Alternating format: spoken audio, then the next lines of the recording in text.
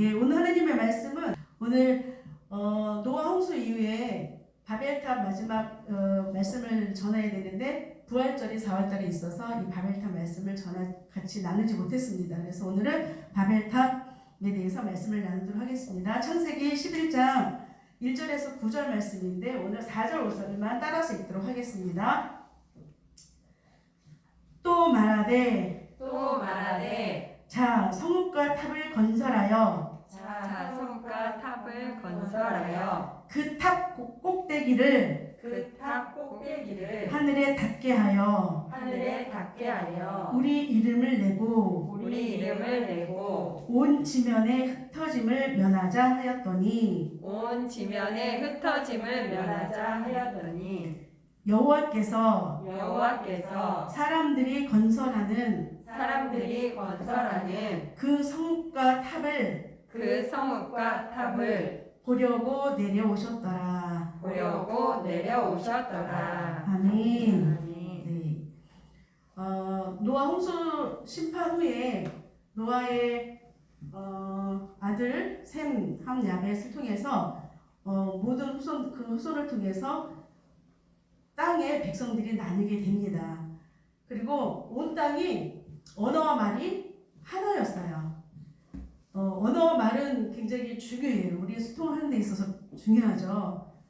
물론 말을 못하면 바디 랭귀지로도 소통을 하지만 언어와 말을 주는 굉장한 은혜죠. 하나님께서 이 언어와 말이 하나 되어서 소통을 이루어서 이렇게 하신 그 목적이 있어요. 뭐냐면 하나님은 우리가 온 땅에 흩어져서 땅에 충만하기를 원하세요. 그것이 하나님의 뜻이에요. 그래서 우리에게 복을 주셨는데 복 주신 게 뭐 다른 것이 아니라 생육하고 번성하고 땅에 충만하고 정복하고 다스리라는 그런 복을 주셨거든요. 그런데 이 오늘 11장에 나오는 사람들은요, 하나님이 주신 뜻과는 정반대로 하나 되게 한 그 언어를 통해서 오히려 하나님을 대적하게 됩니다. 어떻게 하나님의 뜻을 저버리는지 말씀을 나누도록 할게요. 이들은 노아의 후손들 중에 일부가 이제 좋은 땅을 찾아서 옮깁니다. 그래서 결국 어느 땅에 도착하게 되면 시날 땅이라는 곳에 도착하게 돼요. 거기에서 정착을 합니다.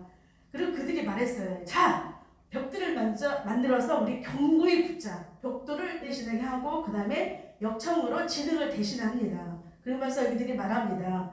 자, 이제 우리가 성과 탑을 쌓아서 그 탑 꼭대기를 하늘까지 닿게 하자.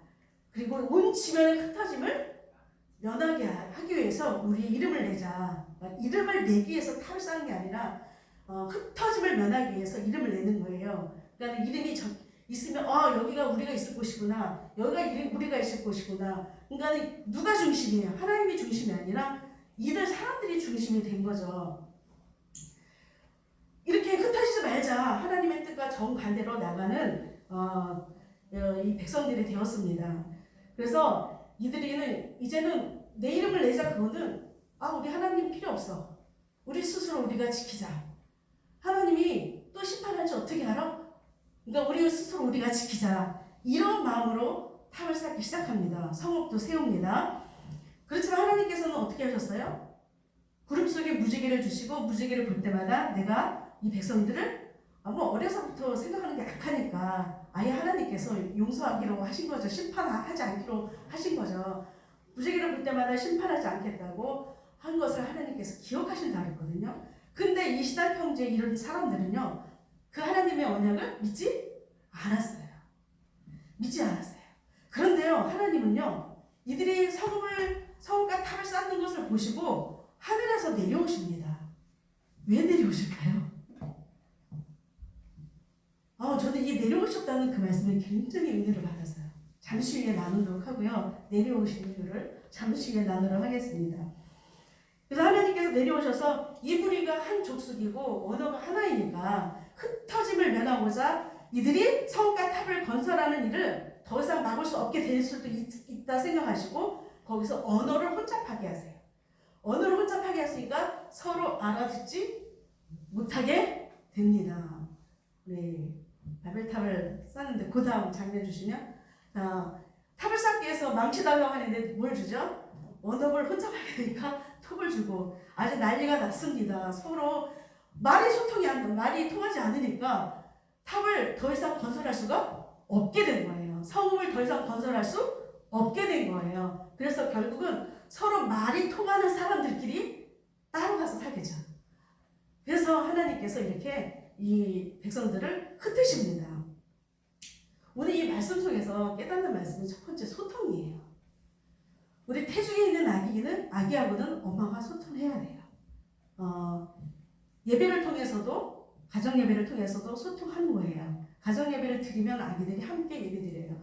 태중의 아기와 영악의 아기들이 예배 드리는 것을 굉장히 좋아합니다. 왜냐하면 하나님의 영으로 충만한 시기이기 때문에 예배 드리는 것을 굉장히 좋아할 때 예배를 즐거움으로 드릴 수 있는 우리 태중의 아기를 가진 엄마 아빠가 되기를 축복합니다. 나는 태중에서부터 또 이렇게 주일에 와서 예배 드리는 게 왜 중요하냐면 태중의 아기가 예배를 즐거워하잖아요. 엄마 아빠가 예배 드릴 때 같이 태중의 아기도 예배를 드리는 거예요. 그렇기 때문에 주일이면 하나님 앞에 예배 드리는 것이 굉장히 중요합니다. 아기에게는 큰 행복이고 즐거움이고 기쁨입니다. 우리가 그것을 꼭 놓치지 않았으면 좋겠어요. 그리고 태중이 아기와 소통하기 위해서는 엄마가 수다쟁이가 돼야 돼요. 집안에서 청소하면서 청소기를 돌리면서도 이거 청소기 소리야 어떠니? 애기한테 말을 시키는 거예요. 그리고 설거지하면서도 이거는 아빠 밥그릇, 이건 엄마 밥그릇, 그리고 그 주방에 있는 기구들을 만질 때마다 이야기해 주는 거예요. 저는 참 말이 없어가지고 생각으로만 했거든요. 생각으로만 했는데 이 생각으로만 아기가 태중이 아기가 못 들어요. 말하기 좋아하는 엄마들은 참 아기를 키우는 데 많은 도움이 될 거예요. 믿음만 있으면. 근데 말하기를 참 잘 안 하는 엄마들은 힘들 수도 있지만 수다쟁이가 돼야 돼요. 계속 이야기하기. 그 다음에 말씀드린 것들을 또 영적인 대담도 해야 되잖아요. 성경 이야기를 들려주면서 하나님이 어떻게 우리를 사랑하셨는지 그런 부분들을 매일매일 아기와 소통하면 이 아기가 굉장히 세상에서 너무 좋아하는 천재로 자란다고 합니다. 그런 예가 많아요. 태중에서부터 소통을 많이 하면 태중의 아기가 물론 아기들은 다 천재인데 하나님의 영으로 충만하니까 그런 실례가 굉장히 많더라고요. 자, 태중에 있는 아기와 하루 종일 수다쟁이에 잘 소통하는 우리 임산부 엄마들이 되기를 주님으로 축복합니다. 아멘. 중요한 거는 가정 예배 드리는 거하고 하나님 말씀을 들려주는 거하고 또 하나님 말씀대로 살았더니 하나님이 이렇게 인도하시더라. 하나님께서 이렇게 엄마를 이렇게 사랑하시고 아빠를 이렇게 사랑하시더라. 이런 것들을 소통하는 그런 은혜가 있길 바랍니다. 그 다음에 이렇게 태교한 아기들이 태어나면요 정말 그 어리신 예수, 순하신 예수 우시지 않는다 그랬잖아요. 이렇게 순한 아기, 예수님처럼 순한 아기 되겠죠.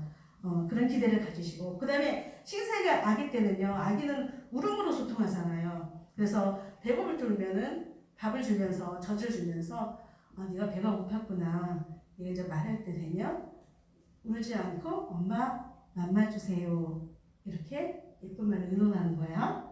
그 다음에 또 심심해서 올 때는 네가 심심했구나 엄마 같이 놀아줄게. 네가 말할 때는 우는 것이 아니라 심심해요 같이 놀아줘요 이렇게 예쁘게 말하는 그런 예쁜 말로 의논하자 이렇게 해서 자꾸 심는 거예요. 1년 심고 2년 심고 심다 보면 아이들이 울면서 찡찡찡찡 자기 의견을 얘기하는 것이 아니라 예쁜 말로 의논하는 그런 아기로 자라납니다. 그러니까 말 못할 때부터 심어놔야 돼요. 말 못할 때부터 하나님 말씀을 심어놓고 하나님 말씀대로 살아야 되는데 먼저 엄마 아빠가 잔소리를 하는 게 아니라 먼저 하나님 말씀대로 사는 것이 굉장히 중요합니다. 설교가 생활의 설교가 돼야 되는 거예요. 그리고 이제 말을 하는데 찡찡찡찡 되는 있잖아요. 꿀떡 사랑을 해야 되는데 찰떡 사랑해서 찡찡찡 됩니다. 제가 우리 큰아들이 4살 때인가 4살 때 마트를 데리고 갔는데 저는 이렇게 먼저 군것질을 잘 안 시켜줬던 것 같아요. 돈도 없었고 근데 이 줄기가 정말 먹고 싶었나 봐요. 그래서 사다 하는데 그걸 사러 간 것이 아닌데 제가 너무 줄기한테는 미안한데 너무 칼같이 키워가지고 아닌 건 아니야. 처음 아닌 건 아니에요. 그래서 줄기야 오늘은 네가 먹고 싶은 거 사러 온 것이 아니니까 오늘은 안 돼. 하고서 말을 했는데 계속 울더라고요. 그래서 엄마 갈 거다. 그냥 갔죠. 갔더니 목이 더 크게 우는 거예요. 창피하게. 더 크게 우는 거예요. 그래서 어떻게 그래도 한 번 안 된다 했으니까 싹 숨었죠. 그랬더니 엄마 안 보이니까 이제 막 달려 나와서 찾고 이렇게 이제 같이 가면서 얘기를 해줬거든요. 근데 줄기는 이렇게 그렇게 몇 번 훈련하니까 찡찡찡 대면서 그렇게 찰떡 늘어지듯이 그런 법이 없었어요. 그것도 필요해요. 꿀떡 사랑할 수 있는 그런 소통을 잘 이루는 데 있어서 때로는 이런 것도 필요하거든요. 이렇게 단호한 훈련, 그걸 통해서 아닌 거는 아니다라고 자기 나름대로 정리할 수 있는 그런 아기를 키웠으면 좋겠어요. 그래서 말할 줄 아는데 울면서 얘기할 때는 예쁜 말로 의논해야 네가 무슨 말을 하는지 들을 수 있어. 우리 뚝 붙이고 이야기하자 하고서 울 때는 들어주지 않는 거예요. 울 때 먹는 거 주는 거 아니에요. 울음을 끝이고 예쁜 말로 의논하도록 훈련을 몇 번 하면 우리 아기들은 정말 잘해요. 어른들이 잘 안 되지 아기들은 정말 잘해요. 이렇게 해서 울지 않고 소통할 수 있는 아이, 그리고 자기가 하고 싶은 말을 잘 엄마한테 이야기할 때 엄마가 잘 경청함으로 인해서 자기가 하고 싶은 말을 잘 할 수 있는 아이, 그거는 엄마가 어떻게 경청하느냐에 따라서 또 달라져요. 됐어. 또 얘기해? 이런 식으로 하면 절대로 아이들이 또 얘기하지 않아요. 그러니까 아기들이 말할 때 잘 말을 못하더라도 경청할 수 있는 자세가 필요하겠죠. 서로. 그래서 예쁜 말로 의논하는 그런 자녀를 양육해내는 그 소통이 잘 이루어지는 우리 자녀들 되기를 축복합니다. 아멘. 그 다음에 가장 중요한 건 이 부부간의 소통이에요. 우리 같은 말을 하는데도 왜 부부간에 이렇게 소통이 안 되는지 모르겠어요. 소통이 안 되니까 싸우게 돼요. 큰 소리로 싸우게 되는데 왜 그런가 했더니 우리 지난번에 잠깐 말씀드렸던 것 같아요. 아담과 하와가 선악과를 따먹은 이후에 형벌이 뭐였죠? 여자에게는 남편을 사모하고, 이 사모하는 게 남편을 지배하려는 마음이에요. 그러니까는 당신 이거는 이렇게 하시고 저건 저렇게 하시고 이렇게 하시고 이렇게 하는 아내들은 아직 돕는 몇 회복이 된 게 아니에요. 그건 소통이 아니에요. 내가 지배하려는 거지. 근데 성령 충만하면은 이 지배하는 마음이 돕는 배필로 변하는 그런 지혜가 있습니다. 지배하라는 마음이 아니라 우리가 예수님 믿고 내 안에 성령이 내주해서 아내는 남편에게 어떻게 하라 했어? 주께 복종하듯이 복종하라. 주께. 그러니까 남편을 주님처럼 생각하면 복종할 수 있어요. 근데 이 진리 안에서 복종이지 진리가 아닌데 복종은 아니죠. 진리 안에서 죄만 아니면 복종을 할 수 있는 우리 믿음의 아내들이 되었으면 좋겠습니다. 쉽지는 않지만 성령 충만하면 쉬워요. 성령 충만하면 돼요. 그러면 남편을 존경하는 존경할 것이 있어서 존경하는 게 아니라 성경에는 남편을 존경하래요. 이렇게 존경하고 복종하는, 주께 복종하듯 복종하는 아내가 바로 돕는 배필로 회복된 거죠. 그러면 남편의 말이 들리기 시작해요. 남편이 지금 무슨 말을 하고 싶어 하는지, 그리고 남편 입장에서 듣게 돼요. 내 입장에서 듣게 되면은 남편의 마음을 이해 못해요. 그래서 아내가 먼저, 믿음이 있는 아내들이 먼저 남편하고 잘 소통할 수 있는 지혜가 있기를 축복해요. 남편은 어떻게 하죠? 남편은 아내를 다스린다고. 그러니까 아내는 남편을 지배하려고 하지. 남편은 아내를 다스리려고 하니까 갈등이 생길 수밖에 없어요. 이것을 해결하시려고 예수님이 이 땅에 오신 거거든요. 이것을 해결하려고 예수님이 십자가 못 박혀 죽으신 거거든요. 우리의 죄를 해결하셨어요. 그럼에도 불구하고 안 된다는 것은 우리 안에 두 마음이 있어요. 육체의 생각과 성령의 소욕이 있어요. 이 두 마음이 항상 갈등을 하는데 내가 성령 충만하면 성령의 소욕대로 따라가서 하나님의 말씀에 순종하게 돼요. 그래서 남편들도 어떻게 해요? 예수님이 교회를 위해서 생명을 내놓고 십자가 죽기까지 우리 교회를 사랑하셔서 십자가에서 죽으셨잖아요. 아내를 그렇게 사랑하는 남편이 돼요. 그러면 어떻게 해요? 이런데 뼈 중에 뼈요, 살 중에 살이라고. 당신은 나야. 내가 잘한 건 당신이 잘한 거고 당신이 못한 건 내가 못한 거야. 죄를 짓고 나서 너 때문이야. 언어가 바뀌었잖아요. 죄를 짓기 전에는 내 뼈 중에 뼈요, 살 중에 살이라고 고백한 남편이 죄를 짓고 나서는 너 때문이잖아. 근데 우리 부부들 가만히 들어보면 다툼할 때 보통 뭐예요? 당신 때문이야 때문에 다퉈요. 너 때문이야 때문에 다투는 것 같아요. 아니 제 경우는 그렇습니다. 안 그럴 수도 있는데 제 경우는. 그런데 예수 그리스도를 우리가 예수 그리스도를 정말 믿음으로 영접해서 하나님의 자녀가 되었다면 성령 충만해서 남편들은 아내들을 생명처럼 사랑해요. 아무리 죽을 것처럼 피곤해도 생명처럼 사랑할 수 있어요. 성령 충만하면 아내를 도와줄 수 있고 아내의 어려움을 함께 할 수 있고 아내를 배려해 줄 수 있고 정말 부부가 서로 믿음 안에서 성령 충만한 부부가 되기를 주님 이름으로 축복합니다. 아직 믿음이 없는 남편을 위해서는 아내들이 사랑으로 기도하길 바랍니다. 사랑이 남편을 변화시킵니다. 우리가 뭐 살아보셨잖아요. 저 절대로 제 힘으로 남편 변화시키지 못합니다. 그런데 말씀대로 우리를 사랑하고 그리고 하나님이 변화시키도록 죽게 하듯 주님처럼 여기는데 남편이 안 변하겠어요? 누구처럼 변할까요? 주님처럼. 그 믿음이 있길 바랍니다. 죽게 대하듯하면 주님처럼 변한다는 것을 믿으시기 바랍니다. 하나님이 그렇게 하십니다. 그래서 부부간의 소통이 잘 이뤄서 행복한 그 엄마 아빠를 보는 아기들이 심령이 얼마나 안정되겠어요. 이 안정된 아이들은요 두려울 게 없거든요. 그리고 하나님 믿는 것이 어려움이 없거든요. 그냥 믿어지고 하나님 함께 하시니까 두려움 없이 나가거든요. 그런 자녀로 양육하기 위해서 우리 태중이 아기와 이렇게 영아기 아기들이 굉장히 뭐 영아 때는 정말 100% 다 수용하는 시기가 중요한데 점점 자라면서도 여러 가지 문제가 있잖아요. 그런 것들을 말씀으로 양육해내면 정말 하나님이 쓰셔요. 이 우주 만물의 주인이 하나님이세요. 그 하나님의 영으로 충만한 우리 자녀들 하나님이 반드시 쓰시죠. 의심하지 마시고 사랑하는 자녀들을 하나님 말씀과 기도로 양육해낼 수 있는 믿음의 부모가 되길 주님의 축복합니다. 아멘. 시간이 없지만 두 번째 하나님이 그 성읍과 탑을 쌓는 것을 보려고 어떻게 했죠? 내려오셨어요. 왜 내려오셨냐? 언약을 지키시려. 하나님이 이제는 죄를 심판하지 않으신다 했잖아요. 하나님 내려오지 않으셔도요 다 아세요. 이들이 어떤 마음을 가지고 그 성읍을 짓고 탑을 쌓는지 다 아세요. 이 바벨이라는 성읍, 바벨이라는 탑을 왜 쌓고 있는지 하나님 다 아시지만 내려오세요. 그리고 그들은 보세요. 우리 사랑하는 자녀들이 문제가 있을 때 자녀들 수준으로 내려오셔서 자녀들을 다뤄주셔야 돼요.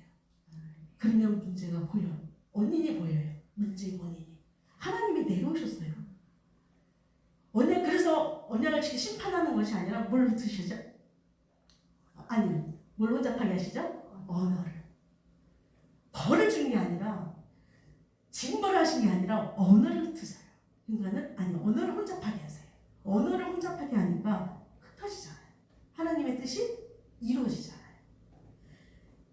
그런데요, 하나님은요, 이들이 하나님 뜻대로 흩어졌지만 계속 아주 죄를 짓는데 하나님 앞에 하나님 말씀을 하는 거는 잠깐이고 또 자기중심적으로 또 우상 숭배하고 죄 짓고 얼마나 인류의 역사를 보면 그렇습니까? 그냥 하나님이요 아예 사람으로 내려오세요. 사람이 되어 내려오세요. 그게 바로 누구예요? 예수 그리스도예요. 예수 그리스도가 아예 내려오셔서 도저히 인간은 어떻게 할 수 없구나 해서 그 십자가의 죽으심이 바로 모든 인간의 죄짐을 지고 십자가에서 죽으신 건데 이것이 정말 나와 예수님과 그 사랑의 관계에서 그 십자가에 죽으신 그 사랑을 만나는 은혜가 있기를 축복해요. 그리고 그 사랑을 만나면요 너무 기쁘고 너무 감사해요.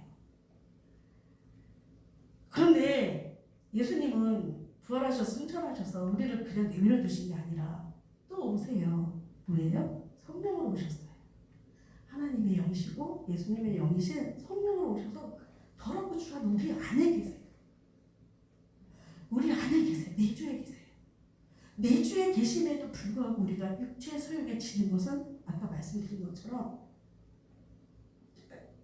이게 육체의 소욕 따라 우리 아담과 하와 이후에 그 죄성이 우리 안에 있기 때문에 이 성령 소욕대로 살면 좋겠는데 내 힘으로 그게 안 될 때가 참 많아요. 저는 때로는 의지가 강한 사람이 너무 부러웠었는데 지금은 안 부러워요. 왜냐하면 내가 할 수 없으니까, 내가 약하니까 예수님이 나의 강함이 되어주는 거야. 나는 너무 그게 감사한 거예요. 성령이 내주해 계셔도 성령 충만하지 않으면 육체 소욕을 이길 수가 없어요. 그래서 날마다 성령 충만함을 위해서 기도하는 거죠. 이 성령 충만함을 통해서 육체의 소욕은 소멸되고 하나님의 말씀대로 살아가는 것이 되어질 때 주님이 주시는 그 기쁨, 주님이 주시는 그 감사, 그 가정이 천국이겠죠. 그런 믿음의 가정들이 되기를 주님의 이름으로 축복합니다. 아멘. 여러분, 하나님께서 여러분들을 믿으시고 하나님의 기업이신 자녀들을 맡기셨어요. 자녀들은 하나님의 완전한 사랑으로 그리고 선한 일을 행할 능력의 사랑으로 양육해내는 그 청직의 사명을 우리에게 주셨는데 우리 안에 청직의 사명을 온전히 감당하신 예수님이 계시기 때문에 감당할 수 있는 거예요. 내 힘으로는 잠깐뿐이 감당 못해요. 그런 자녀를 양육해내도록 하나님께서 여러분들을 믿고 보내주신 거예요. 여러분들의 자녀는요 우연히 온 것이 아니에요. 하나님의 계획과 섭리 가운데 오신 거예요. 그걸 믿으셔야 돼요. 여러분이 아니면 여러분 자녀들이 이 세상에 올 수가 없어요. 제가 큰애를 임신했을 때 목사님도 학생, 저도 학생, 순간 잠깐요 하나님 이 태중이 아니라 죽어서 태어났으면 좋겠어요. 그 생각을 했었어요. 그래가지고 줄기가 태어날 때까지 이 죄책감 때문에 줄기 태중 있는 아기를 위해서 하루도 빼놓지 않고 기도했어요. 그 아기가 태어났을 때 혹시 손가락 3개면 어떡하지? 6개면 어떡하지? 눈은 제대로 있나? 귓구멍은 뚫렸나? 이 생각 때문에 제가 처음 한번 그 마음 먹은 것 때문에 죽어서 태어났으면 좋겠다는 그 마음 때문에 그런 생각을 참 제가 하나님을 깊이 몰랐었죠. 근데 하나님은요 우연히 자녀들을 주신 게 아니에요. 하나님의 계획이 있고 하나님의 섭리가 있어요. 지금 우리 자녀가 예수님을 떠났는데 걱정하지 마시고 끝까지 포기하지 말고 기도하세요. 예수님도 우리 포기하지 않았잖아요. 자신을 버리고 우리를 포기하지 않았어요. 그러니까 포기하지 마시고 끝까지 기도하시고 여러분과 여러분 자녀들이 바로 하나님의 비전이에요. 그거를 꼭 잊지 마시고 자녀와 소통이 잘 되고 부부 간의 소통이 잘 되고 그래서 하나님의 나라를 꿈꾸며 하나님의 뜻을 펼쳐나가는 우리 영화부 모든 가족이 되기를 주님의 이름으로 축복합니다. 아멘. 기도하겠습니다.